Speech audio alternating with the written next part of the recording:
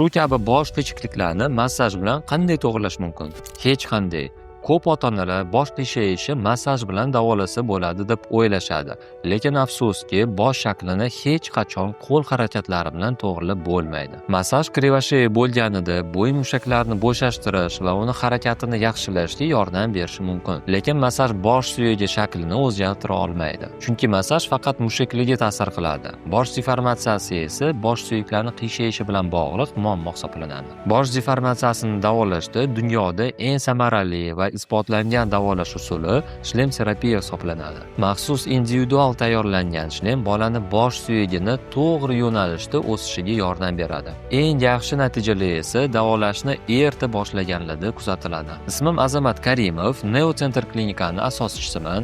Biz jamoamiz bilan 4 yildan beri mingdan ortiq turli xil ko'rinishdagi bosh deformatsiyali bolalarga professional yordam berganmiz. Agar siz ham farzandingiz bosh shaklida deformatsiya alomatlarini sezgan bo'lsangiz, Neocenter klinikamizga murojaat qiling.